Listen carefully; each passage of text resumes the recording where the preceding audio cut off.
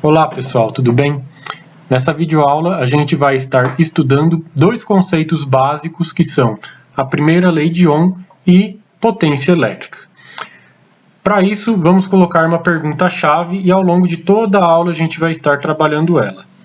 Então, você já deve ter ouvido, de várias pessoas que um chuveiro, por exemplo, de 110 volts, ele consome muito mais energia do que um chuveiro ligado em 220 volts.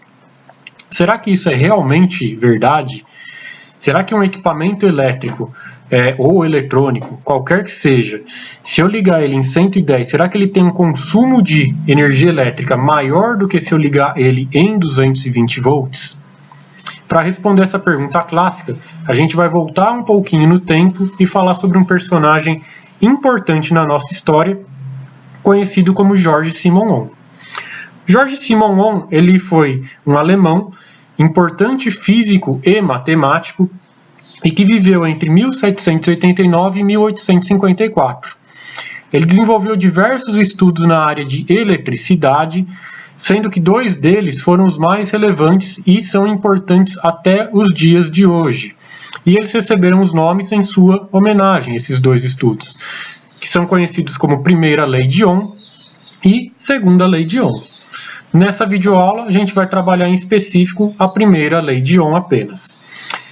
Então, o George Simon Ohm, ele era um pesquisador na área elétrica, Ele queria então provar que havia uma relação entre as grandezas elétricas. Quais grandezas? Tensão elétrica, corrente elétrica e resistência elétrica. Mas como que ele podia fazer naquela época, que não havia tantos recursos tecnológicos como a gente tem hoje? Para fazer essa demonstração de como ele fez, antes a gente vai recordar exatamente quais são as três grandezas. Então, a tensão elétrica, basicamente, ela é aquela força que impulsiona os elétrons em um sentido orientado.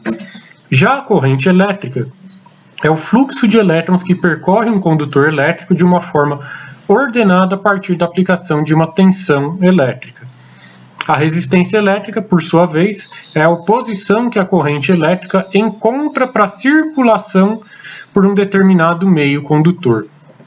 Uma forma animada de representar isso aqui é essa figurinha que está logo aqui para a gente. O que ela mostra, basicamente?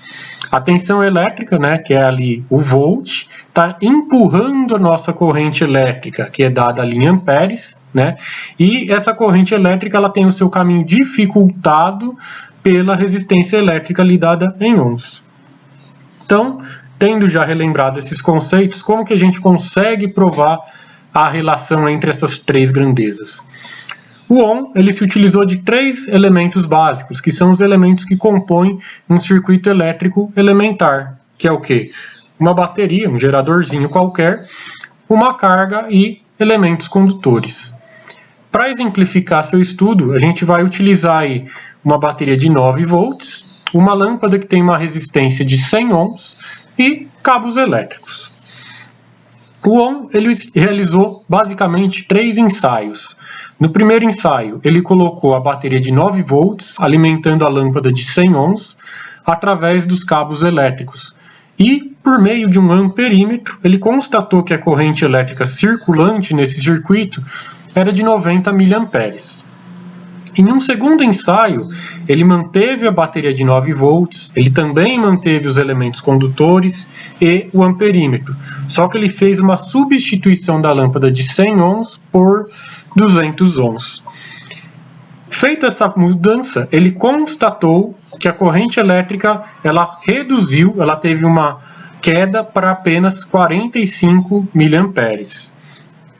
Um terceiro ensaio, então, que ele fez, ele novamente manteve a tensão fixa lá em 9 volts através da bateria, os cabos também são os mesmos e o amperímetro também. Novamente ele trocou a lâmpada, ele tirou aquela lâmpada que agora era de 200 ohms e colocou uma de 50 ohms apenas. E ele percebeu que a corrente elétrica nesse circuito ela aumentou para 180 mA. Baseados nesses 3 experimentos, a gente consegue resumir os dados na tabela que está aqui. o que a gente consegue notar nessa tabela?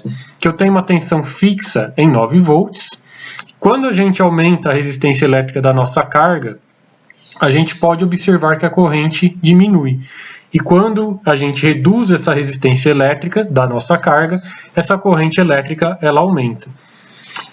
Mais ainda, se a gente reparar com cuidado, essas variações ocorrem de uma forma proporcional. Se observarmos com calma, a gente percebe que quando eu aumentei a carga de 100 para 200 ohms, ou seja, eu dobrei o seu valor, a corrente que era de 90 miliamperes, ela foi reduzida para 45 miliamperes, ou seja, metade do valor inicial. O mesmo acontece no terceiro ensaio. Se eu reduzo a carga pela metade do valor inicial, a gente nota que a nossa corrente ela dobrou. Beleza, ok. Mas quais as conclusões que eu consigo chegar, né? O que eu consigo descrever matematicamente através desses resultados?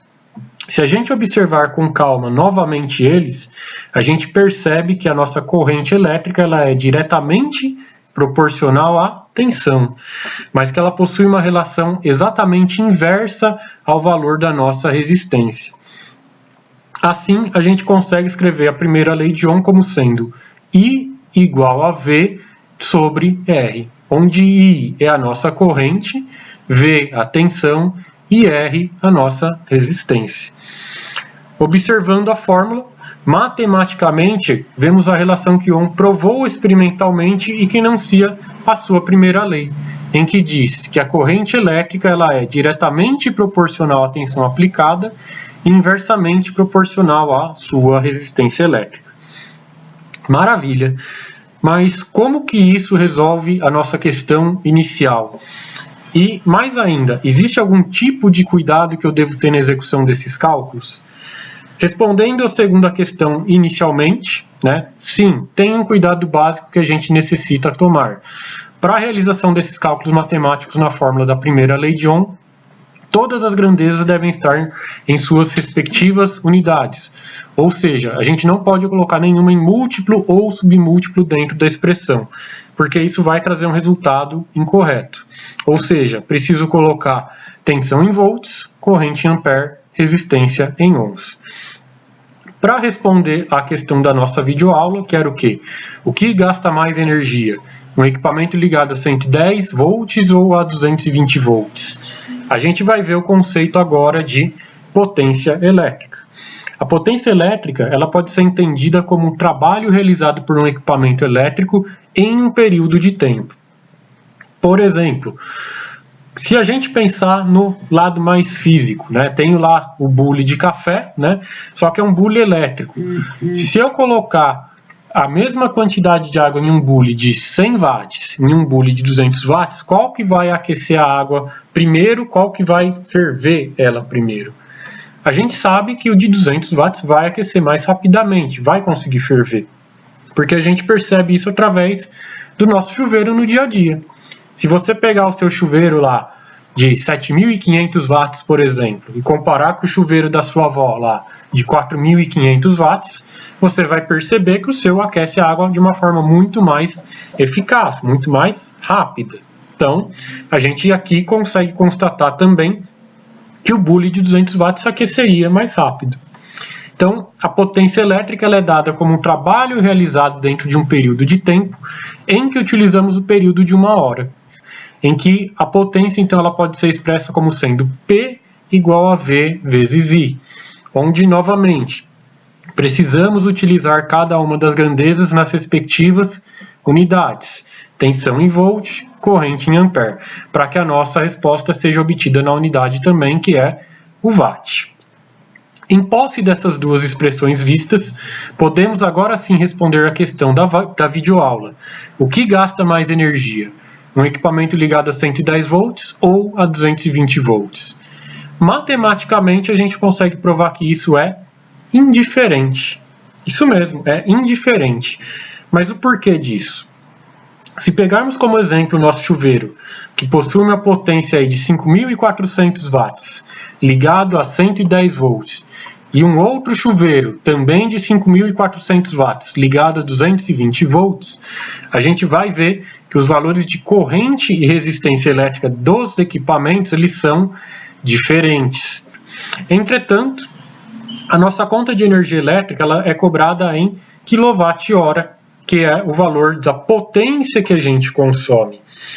Como dissemos que a potência elétrica é o trabalho realizado e ambos possuem o mesmo valor em watts, o consumo em 110 volts ou em 220 volts será exatamente o mesmo.